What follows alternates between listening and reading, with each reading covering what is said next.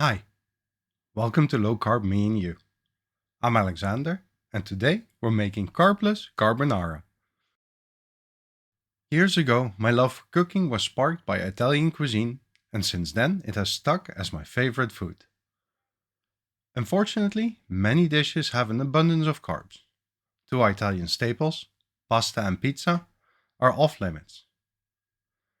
But that doesn't mean we can't use the recipes. We just have to be a bit creative. Today, we're making a spin on pasta carbonara that still resembles the original. Our ingredient list is based off the classic recipe.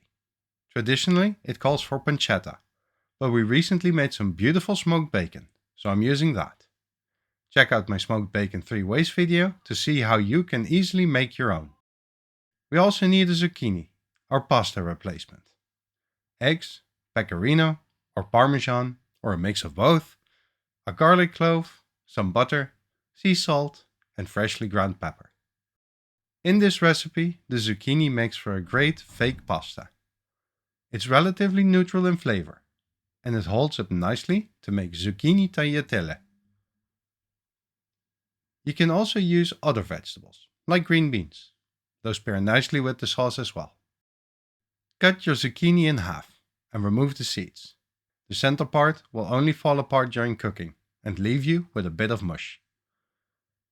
Then, using a cheese slicer, you cut strips all around, leaving you with a nice stack of faux tagliatelle. I've sliced thicker bacon slices of about 2 millimeters. We're going to julienne the bacon so we get nice thin strips that'll cook beautifully and distribute easily. The traditional recipe calls for pancetta, which is a type of air-dried bacon originating from Italy.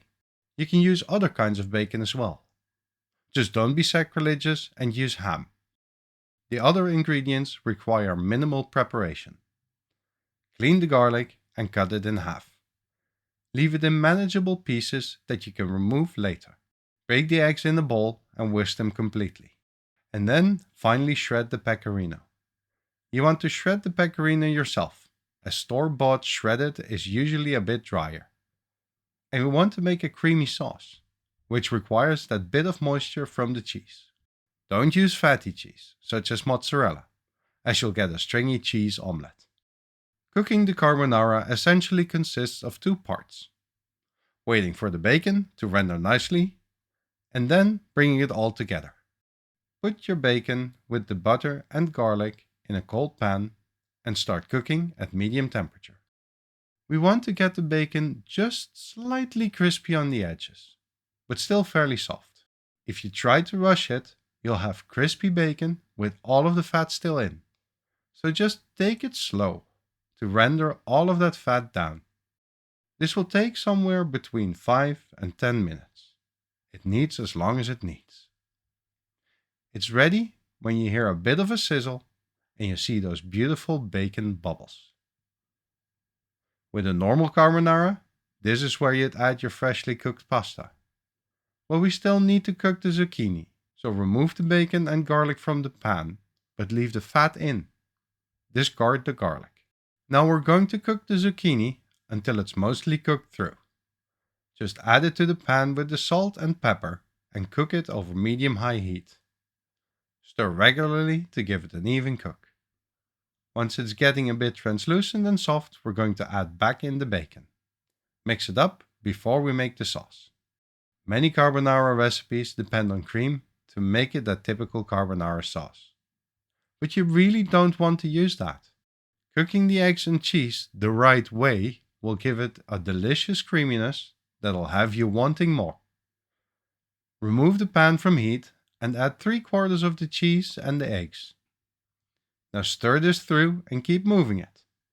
The residual heat from the pan and food already in there will cook the eggs and melt the cheese. If it's not cooking through, you can always add it back to the heat. Just be wary not to create scrambled eggs. Once the egg has cooked, remove it from heat and add the remaining cheese. Stir until it's melted and you're ready to serve. Now you have a creamy, carbless carbonara that will scratch that pasta look-alike itch. Don't be fooled by the portion size. It's loaded with proteins and fats and will satiate easily. This recipe makes 2 servings, with each serving containing 3.5 grams of carbs, 25 grams of protein, 70 grams of fat, and about 743 calories. Thank you for joining me on this flavorful low-carb adventure. Don't forget to explore my other recipes, and if you had a great time, please consider liking this video and subscribing to my channel for more tasty content. Until we meet again, keep cooking, stay low carb, and let your taste buds dance with delight.